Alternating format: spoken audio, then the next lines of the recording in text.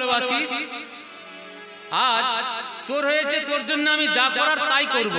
মনে পড়ে সেই দিনের কথা, বন দাবানলে আর বিশ্ব জলে প্রাণদান দিলে তুমি, বন দাবানলে আর বিশ্ব জলে প্রাণে দান দিলে তুমি। নেতাই গৌর হরি বল, হরি বল। আর বিশ্ব জলে প্রাণে দান দিলে তুমি। মনে পড়ে সেই যে ফুলে দাবানল হয়েছিল, যেদিন দাবানল হয়েছিল সেই দিন কি করেছিলি তুই? আমাদিকে বাঁচিয়েছিলি। আর বিশ্ব জলে যেদিন সেই কালীয় দমন হয়েছিল, আমরা জল খেতে গিয়েছিলাম, ধেনুবৎস অন্বেষণ করতে করতে, ধেনুবৎস খুঁজতে খুঁজতে আমরা কালীদয়ে জল খেতে গিয়েছিলাম। তখন তুই কি করেছিলি? তুই আমাদিকে ভালোবাসার খাতিরে কুলে তুলে এনে মুখামৃত পানে তুই আমাদিকে বাঁচিয়েছিলি। আজ আজ তুই তো কথা বলছিস না ভাই, আজ তোর জন্যে এখন যে ভালো বলিবে তাহাই করিব, যে ভালো বলিবে তাহাই করিব, যে ভালো বলিবে তাহাই করিব, যে ভালো বলিবে তাহাই করিব, সেধার সুদীপ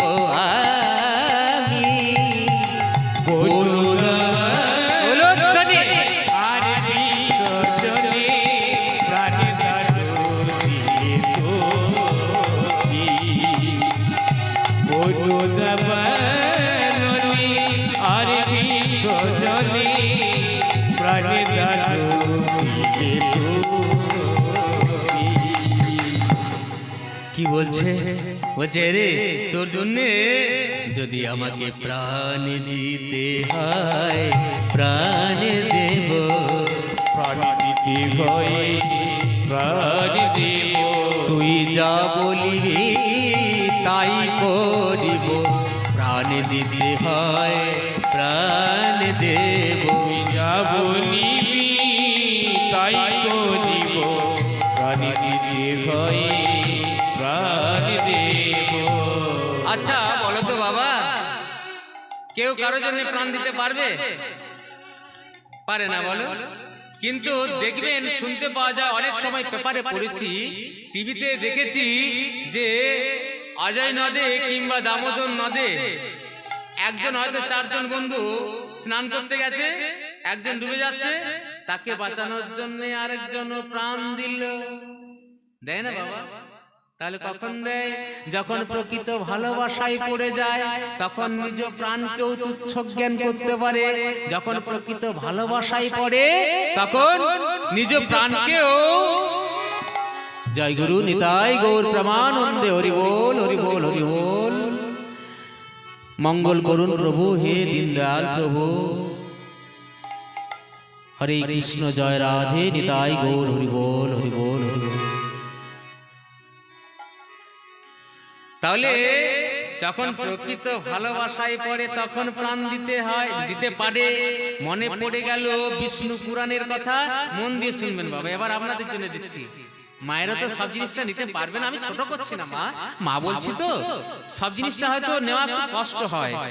বিষ্ণু পুরাণের ঘটনা। তাহলে প্রশ্নটা হচ্ছে যে প্রকৃত ভালোবাসায় যখন পড়ে যায়, তখন নিজ প্রাণকেও কিন্তু তার জন্য দিতে পারে। ব্রহ্মার 4 জন সখী, সাবিত্রী, সত্যভামা, সত্যবতী এবং অরুন্ধতী। সায়ংকালে অর্থাৎ সূর্যদেব পাটে বসছেন, মানে যেটা গোধূলি লগ্ন বলে, সূর্য ডুবুডুবু করছে, ঠিক সেই সময়তে মানস সরোবরে 4 জন সখী জল আনতে গেছে। আর মানস সরোবরে অগণিত পদ্ম পুষ্প, আর পদ্ম পুষ্পের নিয়ম কি বাবা? দিনের বেলায় পদ্ম প্রস্ফুটিত থাকে সূর্যের আলোতে, আর সূর্য ওদিকে ডুববে আর পদ্ম কিন্তু মুদ্রিত হয়ে যাবে। ঠিক সেই সময়ের ঘটনা। পদ্ম পুষ্প মায়ের একটু মন দিয়ে শুনো মা, বুঝতে পারবে। তো প্রকৃত ভালোবাসায় পড়লে কি হয়? তাহলে চারজন সখী, এই যে মা, হায় রে একটু জাগিয়ে দেন, জাগিয়ে দেন। তাহলে চারজন সখী গেছে, সাবিত্রী, সত্যভামা, সত্যবতী, অরুন্ধতী, ঘাটে নেমেছে আর জল নিতে যাবে। তখন সাবিত্রী বলছে, দেখ দেখ দেখ ভাই, ওই ঘাটের পাশেই একটা পদ্ম পুষ্প, মুদ্রিত পদ্ম পুষ্প খুব নড়াচড়া করছে। সাবিত্রী বলছে, পবন গমনং নাস্তি দ্বিপাদ নৈব কস্যতি বাড়ির মধ্যে স্থিতং পদ্ম কম্পিত কি হতো না। বাতাস তো তেমন বইছে না, আর যদি বাতাসের মধ্যে বইবে তাহলে একটা কেন বইবে, সবগুলাই বইবে। আর শুনেছি পদ্মের আজন্ম জল মধ্যে বাস, আমাদের মতো দুটি পদও নেই যে নড়াচড়া করবে, দুটি তো পাও নেই যে নড়াচড়া করবে। তাহলে বলছে কি কারণে নড়ছে ভাই? তখন সাবিত্রীর কথা শুনে সত্যভামা বলছে, আমার কি মনে হয় জানিস, দিনের বেলাতে তো পদ্ম ফুলটো প্রস্ফুটিত ছিল, তাই সেই সময় মনে হয় ব্রহ্মার উচ্ছিষ্ট বর্ণাভ্যাম সর্বরী কৃত বন্দনা বাড়ির মধ্যে স্থিতং পদ্ম কম্পিত কি হেতু না, কম্পিত সে হেতু না। জয় গুরু। তাহলে সত্যভামা বলছে, আমার মনে হয় যখন দিনের বেলা পুষ্পটা প্রস্ফুটিত ছিল, ফুলটা ফুটেছিল, সেই সময় মনে হয় অঙ্গার বর্ণ ভ্রমর, ব্রহ্মার উচ্ছিষ্ট কি, ব্রহ্মার উচ্ছিষ্ট হলো অঙ্গার, অঙ্গার বর্ণ ভ্রমর মনে হয় মধুপানের আশায় ঢুকেছিল, আর মধু খেতে খেতে এমনই নেশা লেগে গেছে বাবা, ফুলটা যে মুদ্রিত হয়ে যাচ্ছে সেদিকে আর তার খেয়াল নেই। আর কি হয়েছে না, ভেতরে রয়ে গেছে, মনে হয় ওই পদ্ম পুষ্পের ভেতরে হয়তো ভ্রমরটা রয়ে গেছে, আর ভ্রমরটা এখন বাইরে বেরোনোর জন্য ছটফট করছে, তো আর ওই ভ্রমরের কারণে মনে হয় পদ্ম পুষ্পটা নড়াচড়া করছে। সাবিত্রী সত্যভামার কথা শুনে সত্যবতী বলছে না না না, এ তোর কথা আমি বিশ্বাস করতে পারলাম না। কেন জানিস? বজ্রতুল্য মুখযশা, বিষ্ণু পুরাণের ঘটনা, সংস্কৃত কথাতে বলা আছে, আমি ভেঙে ভেঙে যাচ্ছি। বজ্রতুল্য মুখযশা শুষ্ক কাষ্ঠঞ্চ ভেদ্যতে বাড়ির মধ্যে স্থিতং পদ্ম কমলে কমলদল। বলছে, আরে অঙ্গার বর্ণ ভ্রমর, যে ভ্রমর কাঠের গুড়িকে কেটে জর্জরিত করে দিতে পারে, দেখবেন মাঝে মাঝে কাঠকে কেটে ভ্রমর জর্জরিত করে দেয়, কিন্তু এই কয়েকটা ওই পদ্ম পাপড়ি মানে পদ্মর পাতাকে কেটে ভ্রমর বাইরে বেরিয়ে আসতে পারছে না, এটা কিন্তু আমি বিশ্বাস করতে পারলাম না। অরুন্ধতী বলছে, না রে না, আমারও কিন্তু মনে হচ্ছে ওই দিনের বেলা অঙ্গার বর্ণ ভ্রমর প্রবেশ করেছে, ওই অঙ্গারে ওই ভ্রমরটার কয়েকটা পাপড়ি কেটে বাইরে বেরিয়ে আসা কিছুই মারাত্মক নয়, কিন্তু পাচ্ছে না। কেন কেন জানিস? মনে মনে চিন্তা করছে, যে ফুলটা সারাদিন ধরে আমাকে মধু দিল আকাতরে, আমি মধু পান করলাম, এখন সারাদিন ধরে মধু খেলাম, এখন যদি এই ফুলটা পাপড়িগুলো কেটে, আমার কাছে তেমন মারাত্মক কিছুই ব্যাপার নয়, আমি বেরিয়ে যেতে পারি, কিন্তু যদি বাইরে বেরিয়ে যাই তাহলে এটা বেঈমানি হয়ে যাচ্ছে না দাদা? কি বাবা, যে ফুলটা সারাদিন ধরে মধু দিল আকা ধরে বিনা পয়সায়, আবার যদি সেই পাপড়িগুলো কেটে ফুলটার সৌন্দর্য নষ্ট করে যদি ভ্রমরটা চলে যায়, তাই বলছে নবীন নিগুড় প্রেম স্নেহ ভঙ্গ নবিদ্যতে নবীন নব ভাবেন অতি ভাব প্রবাহেন তেন অস্ত্র নবিদ্যতে। নতুন প্রেম, নতুন ভালোবাসা, সেই ভালোবাসায় পড়ে ভ্রমরটা বলছে, যদি আমার প্রাণ দিতে হয় তা আমি প্রস্তুত, কিন্তু বেঈমানি করে আমি পাপড়িটা কেটে বাইরে বেরিয়ে যাব না। সেই যেমন ফুলের প্রতি ভ্রমর ভালোবাসায় পড়ে গিয়েছিল, সেই রূপ কানাইয়ের প্রতি সুবল ভালোবাসায় পড়ে বলছে, হেরে কানাই, তোর জন্য যদি প্রাণ দিতে হয় প্রাণ দেব, প্রাণ দিতে হয় প্রাণ দেব, তুই যা বলিবি তাই করিব, প্রাণ দিতে হয় প্রাণ দেব, তুই যা বলিবি তাই করিব, প্রাণ দিতে হয় প্রাণ দেব। কানাই আহারে, তোর বদনখানা আর তো আমি ছাড়া কেউ দেখতে পাইনি, তোর সজল নয়া হেরিয়ে বয়ান পরানো কেমন করে তোরি সজল নয়ন হেরিয়ে বয়ান পদালোকে বোধ করে দাসী দিন বন্ধু কহে তনু মন দহে দাস দিন বন্ধু কহে তনু মন দহে রাধার বিরহ জরে গো দাস দিন বন্ধু কহে তনু মন দহে রাধারি বিরহ জরে গো রাধারি বিরহ জরে ঘটনাটি দেখুন, রাধাকুণ্ডের তীরে শ্রী গোবিন্দ অচৈতন্য হয়ে আছেন আর সুবল হাওতাস করছে, একা ছেড়ে যেতেও পারছে না আর কিছু করতেও পারছে না।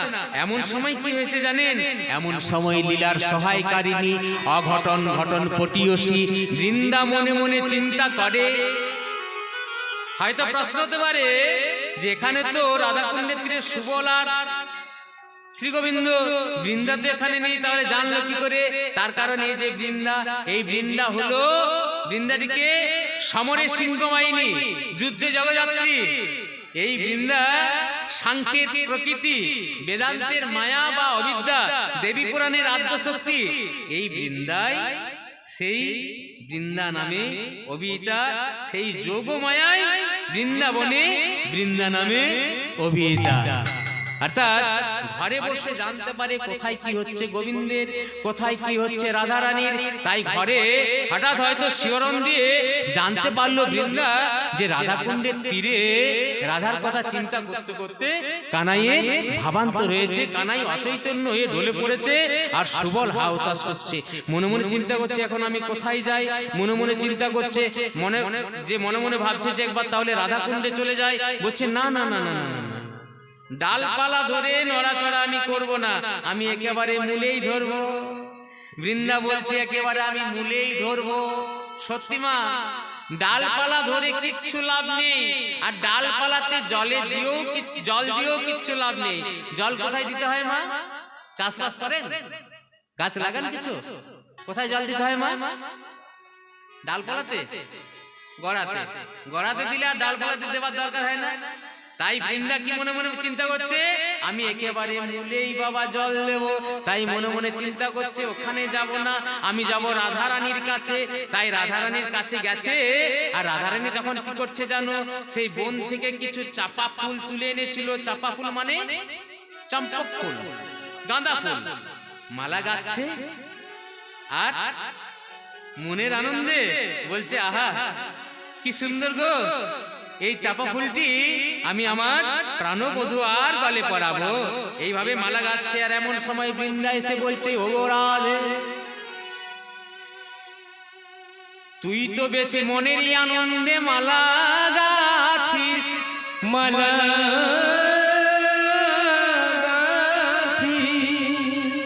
সেই রাধা কুণ্ডের তীরে তোরে প্রাণবধূ আর কি তুই কোন খবরে জানিস? খবরে জানি। বলছি কেন কেন বৃন্দা কি হলো? বলছি আরে সেই রাধাকুণ্ডের তীরে সুবলকে সঙ্গে নিয়ে তোর কথা চিন্তা করতে করতে তোর প্রাণনাথ অচৈতন্য হয়ে ঢলে পড়ে আছে। বলছি কি বললে বৃন্দা? আর ও কথা আমি শুনতে পাচ্ছি না বৃন্দা। তুমি এক কাজ করো, তাহলে আর দেরি করো না, আর দেরি করো না, তুমি এক কাজ করো, তাড়াতাড়ি করে এই যে চাপা ফুলের মালাটি আমি গেথেছি, এই মালাটি আমার প্রাণবল্লভের অর্থাৎ প্রাণবধূ আর গলে পরিয়ে দাও। বৃন্দা বলছে বাহ বাহ বাহ বাহ বাহ বাহ বাহ,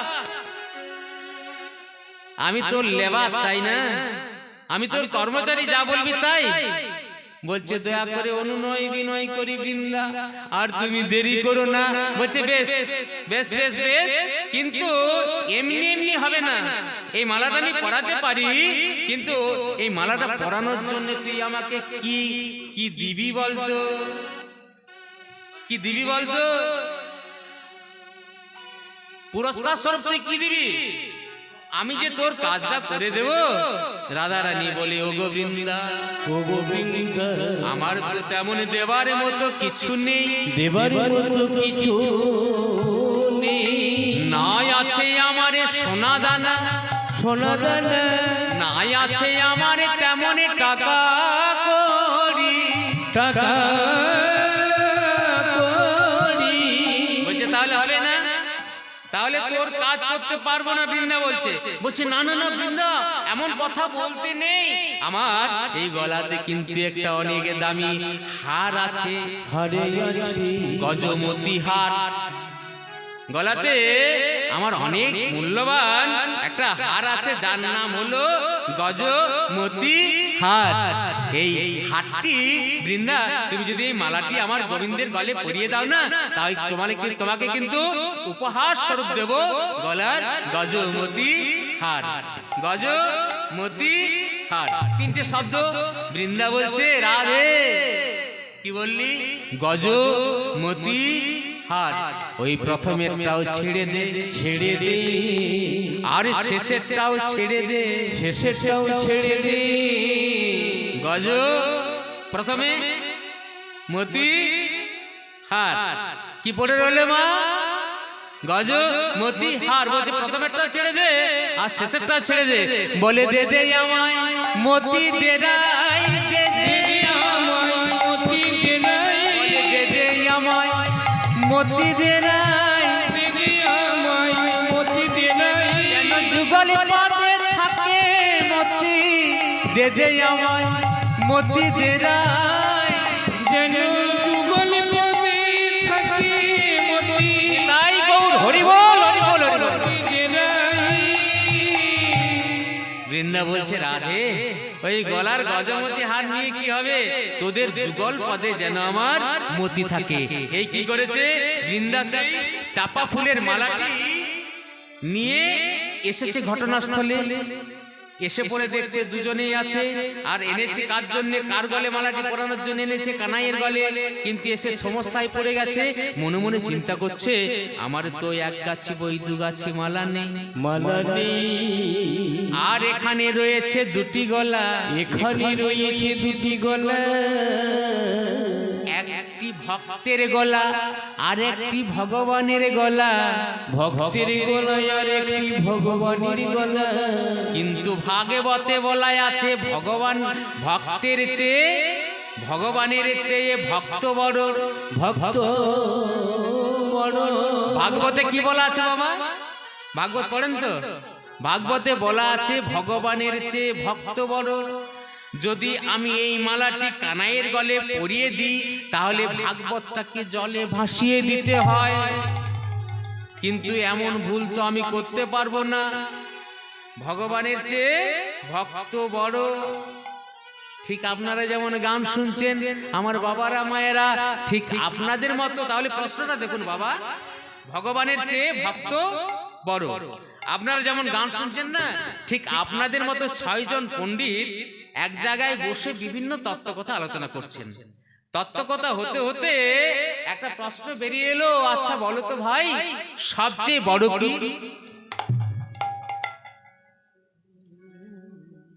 সবচেয়ে বড় কি? তত্ত্বকথা হতে হতে বলছে সবচেয়ে, মায়েরা একটু মন দিয়ে শুনবে মা, সবচেয়ে বড় কি? বলছে যদি সবচেয়ে বড় বলতে হয়, প্রথম পণ্ডিত বলছে আমি বলবো এই পৃথিবীটাই হবে সবচেয়ে বড়। নিতাই গৌর হরি বল, হরি বল, হরি বল। বলছে পৃথিবীটাই হবে সবচেয়ে বড়। দ্বিতীয় পণ্ডিত বলছেন পৃথিবীটা বড় বটে, কিন্তু আমি তো সবচেয়ে বড় বলতে পারি না, আর বলবো না। আমি বলবো এই পৃথিবীটাকে যে ধরে আছে সে হবে সবচেয়ে বড়। পৃথিবীটাকে কে ধরে আছে বাবা? একবার বলো তো বাবা।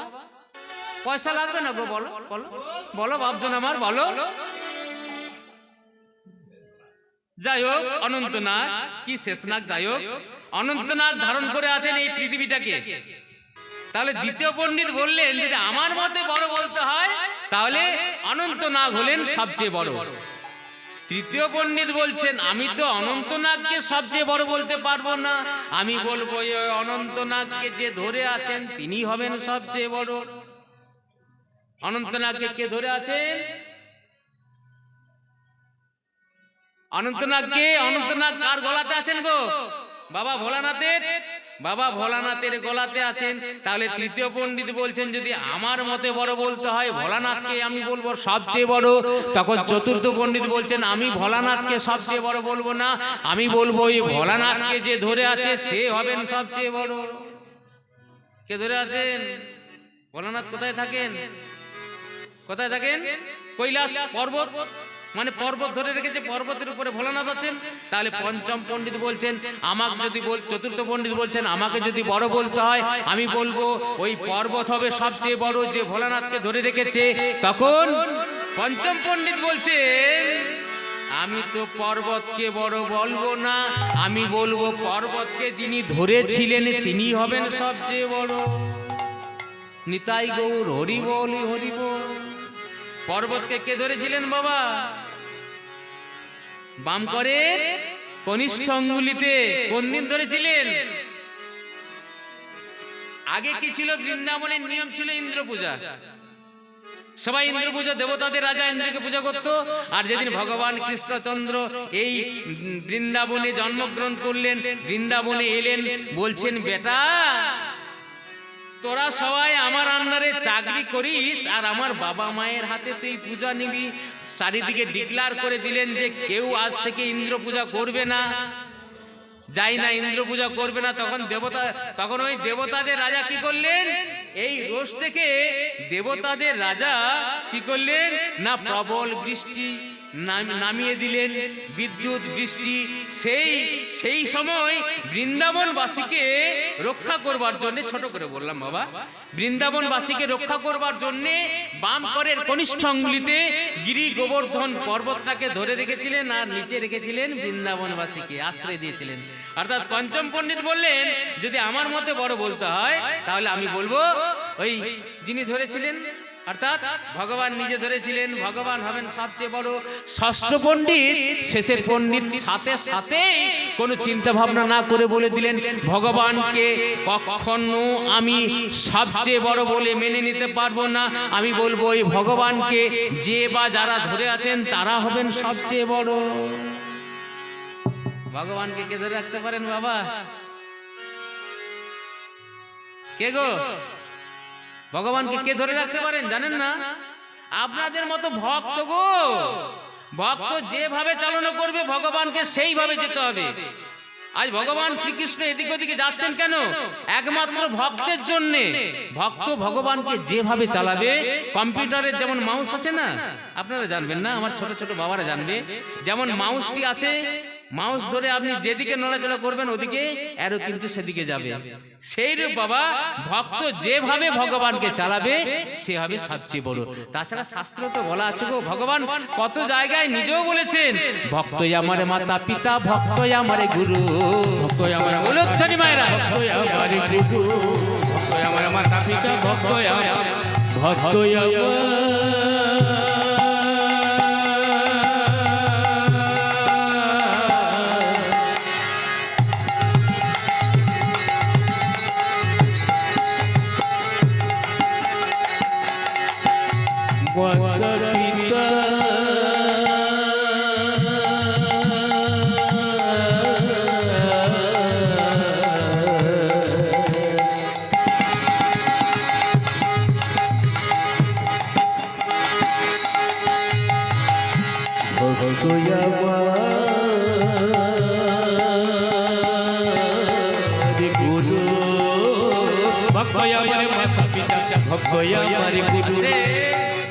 আর ভক্তেতে নাম রেখেছেন বাঞ্ছা কল্পতরু।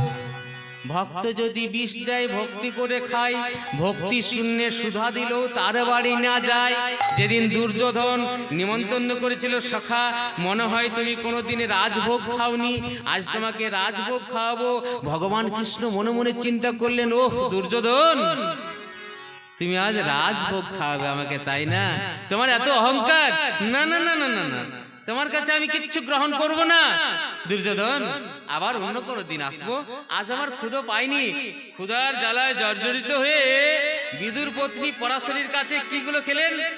কলার খোসাগুলো খেলেন। মানে বিদুর পত্নী পরাশরীর এমনই ভক্তি, সেই ভক্তিতে পাকা পাকা কলা এনেছিল কয়েকটা, সেই কলার খোসাগুলোকে পাত্রে রাখছে, আর যেটা আমরা খাই খাদ্য বস্তুটাকে মাটিতে ফেলে দিচ্ছে। ভগবান দেখলেন আমার ওই কলার খাদ্য বস্তুটা দরকার নেই, ভগবান কি খান গো, কি খান? আপনারা তো পুজো করতে গিয়ে অনেক কিছু নিয়ে যান মন্দিরে, কলা, বাতাসা, মন্ডা, মিঠাই, কত সব নিয়ে যান, ওগুলি কি খান কি ভগবান? কি খান? ভক্তি খান। আপনার যদি প্রেম ভক্তি থাকে না, তাহলে কোনো কিছু দরকার নেই গো।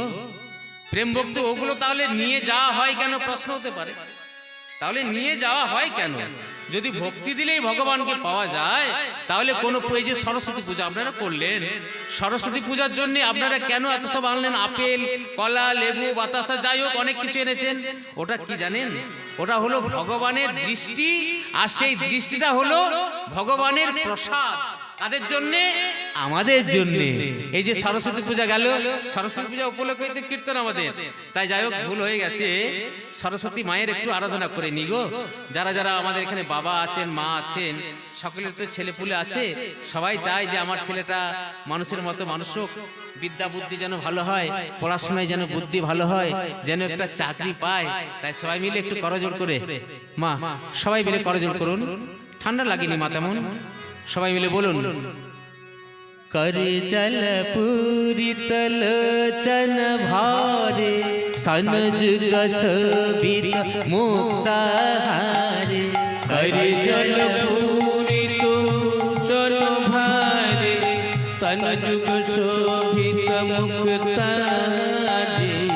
বিনা পুস্তক রঞ্জিত হস্তে, বিনা পুস্তক রঞ্জিত হস্তে। ভগবতী ভারতী দেহি নমস্তে।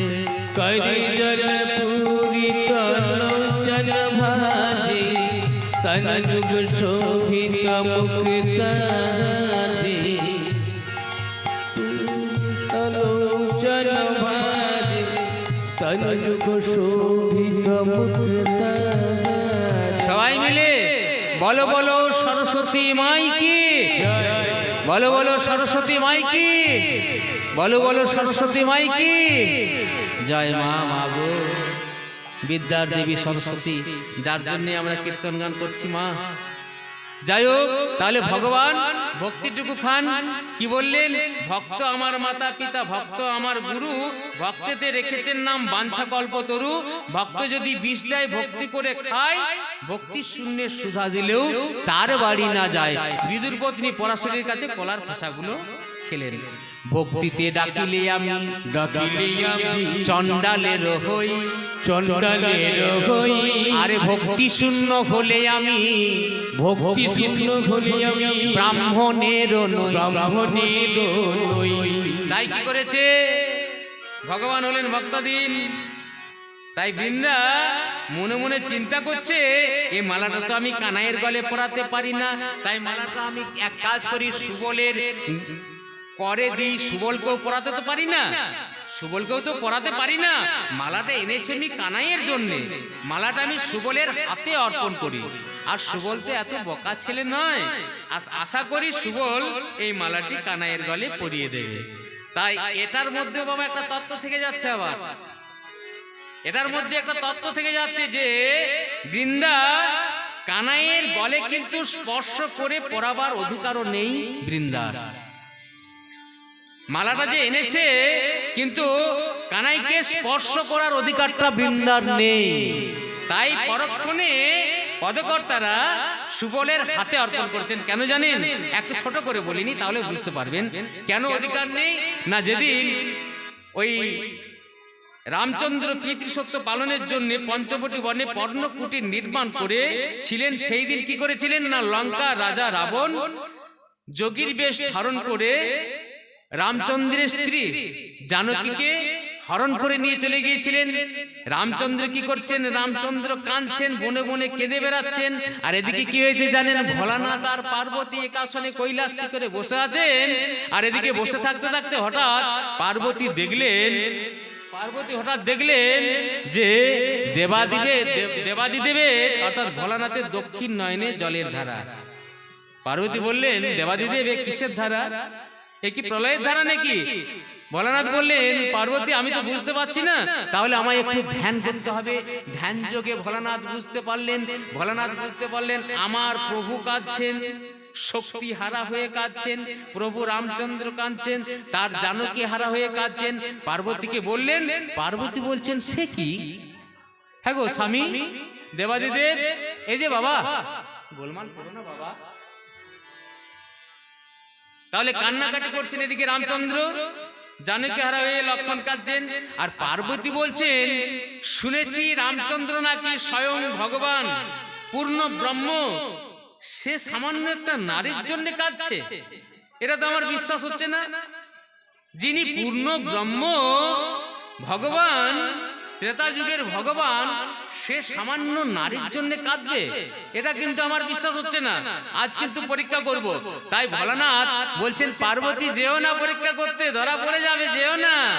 কিন্তু ভোলানাথের কথা অগ্রাহ্য করে দেবাদিদেব পার্বতী কি করলেন না, যে পথ দিয়ে রামচন্দ্র এবং লক্ষ্মণ কেঁদে কেঁদে যাচ্ছিলেন সেই পথের পাশেই পার্বতী কি করেছেন, হরঘরণী দুর্গা কি করেছেন না, সেই জানকী রূপটি ধারণ করে,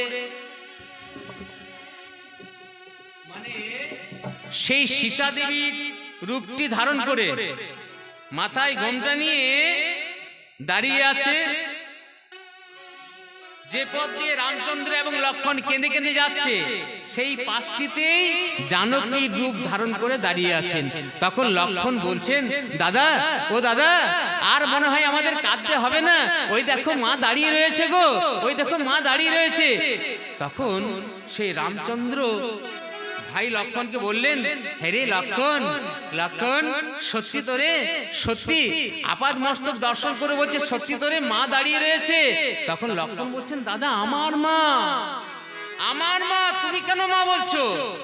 হ্যাঁ গো, রামচন্দ্র এবং লক্ষ্মণ তো ভাই তো, তাহলে রামচন্দ্রের স্ত্রী মানে সীতা দেবী, লক্ষ্মণের কি হবে, কি হবে, বৌদি হবে। কিন্তু শাস্ত্র বলল জ্যেষ্ঠ ভার্যা মাতৃ সম, বড় দাদার স্ত্রী মায়ের মতো, বড় দাদার স্ত্রী মায়ের মতো, মানে এটা পণ্ডিতদের কথা। তো পণ্ডিতদের আরো লক্ষণ কি জানেন, মাতৃবৎ পরদারেষু, মাতৃবৎ, মাতৃবৎ পরদারেষু, পরদ্রব্যেষু লোষ্ট্রবৎ, আত্মবৎ সর্বভূতেষু যা পশ্যতি সপণ্ডিত। মানে পণ্ডিতদের কথা। তো পরদারেষু মাতৃবৎ মানে পরের স্ত্রীকে তারা মাতৃজ্ঞান করে, সকলকে মা জানে। পরদ্রব্যেষু লোষ্ট্রবৎ, পরের জিনিস, পরের কোন জিনিস পড়ে আছে, দামি জিনিস পড়ে আছে, মাটির ঢেলার মতো মনে করে পণ্ডিতেরা। আত্মবৎ সর্বভূতেষু, সবকিছুকেই নিজের মতো মনে করে, সবাই আপন, সেই হচ্ছে প্রকৃত পণ্ডিত। সেই পণ্ডিতদের কথা। তো তাহলে পণ্ডিতে কি বলছে, জ্যেষ্ঠ ভার্যা মাতৃসম, বলছে দাদা আমার মা, আমার মা, তুমি কেন মা বলছো, মানে বড় দাদা স্ত্রী মায়ের মতো।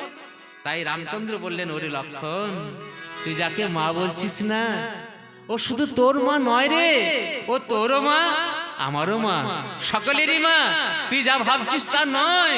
ও নয় রে জানকী লক্ষ্মণ, ও নয় রে জানকী লক্ষ্মণ, ও নয় রে জানকী,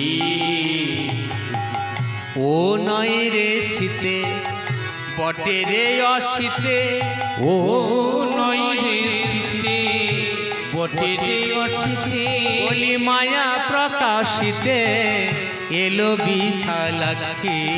ও নয় রে জানকী লক্ষ্মণ, ও নয় রে জানকী। এই লক্ষণ ভালো করে চেয়ে দেখ, লক্ষ্য করলে লক্ষণ পড়বে রে ধরা, লক্ষণেতে বোঝায় হর মনোহরা। ও যে কৈলাসবাসিনী ত্রিনয়নী তারা, আছে রে লক্ষণ ললাটেতে আঁখি।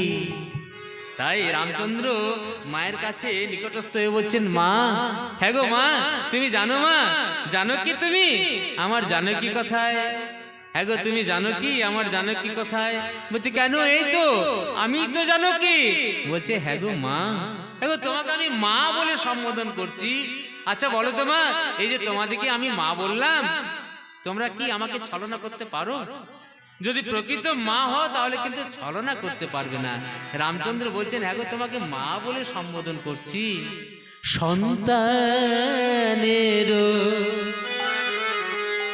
পরে মাগো করিস কেন ছল,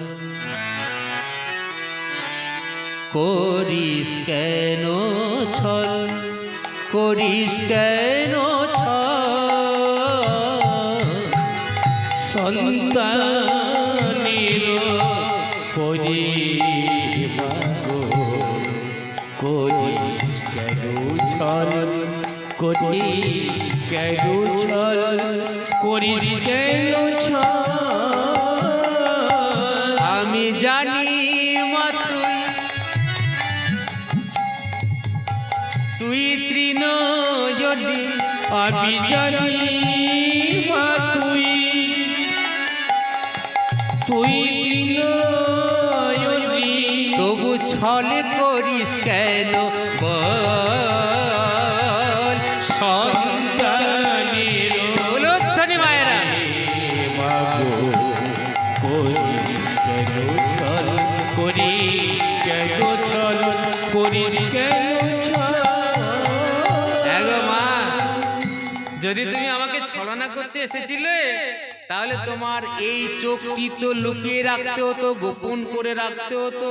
কিন্তু মা বলি আমারে জানো কির যে দুটি নয়ন, জানো কি রে দুটি নয়ন, ও মা তুমি যে মা ত্রিনয়নী, আমারে জানো কির যে দুটি নয়ন, তুমি যে মা ত্রিনয়নী, আমার জানো কি রে দুটি নয়ন। মায়ের লজ্জা লেগে গেছে, হরগণী দুর্গার লজ্জা পেয়ে গেছে, অধবয়ানে আছে, মাথাটা নিচু করে আছে, বলছে মা লজ্জা পাবার কিচ্ছু নেই, আমি বুঝতে পেরেছি তোমার বিষ্ণু প্রেম জেগেছে, কিন্তু এখন তো তোমাকে মা বললাম মা, এখন তো আর হয় না, তাই আমি কথা দিলাম। কখন জানো?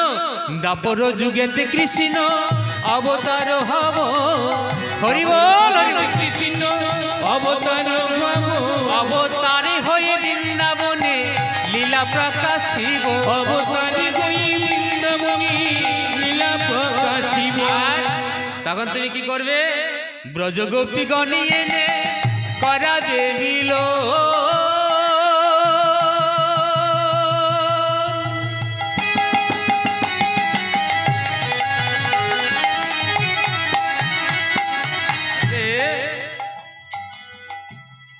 আরে তব অঙ্গ পরশনা করিব তখন, হরি বল হরি বল হরি বল। পড়াশোনা করিব তখন, আরে তবে পড়াশোনা করিব তখন, আরে তবে পড়াশোনা করিব তখন। তাহলে কথাটা ভালো করে শুনে নিন, বলছে তব অঙ্গ পরশ না করিব তখন, তাহলে উপায় নেই, তাই মালাটি সুবলের হাতে দিয়েছে। তাই কি করছে? সুবল মনে মনে চিন্তা করছে এ তো রাধারানীর গাঁথা মালা, তাই এই মালা তো আমার পরার অধিকার নেই। তাই কি করেছে? পদকর্তা আমার কি বললেন? বৃন্দা দেবী হেন কালে আসিয়া সেখানে মিলে, বৃন্দা দেবী হেন কালে আসিয়া সেখানে মিলি, চম্পকের মালা করে করি, একটি চম্পকের মালা করে করি। কি হলো? সুবলের সমর্পিল তিহ কৃষ্ণ গলে দিল, সুবলের সমর্পিল তিহ কৃষ্ণ গলে দিল, উদ্দীপন রাধার মাধুরী, উদ্দীপন রাধার মাধুরী। বলি গেল গেল ধ্যান ভেঙে গেল, গেল গেল ধান ভেঙে গেল, গেল গেল প্রেমে জেগে গেল, গেল গেল ধান ভেঙে গেল, চাপা ফুলের মালা পরে গেল গেল প্রেমে জেগে গেল। চাপা ফুলের মালা বলি প্রেমানন্দে হরি বলো হরি বল হরি বল হরি বল।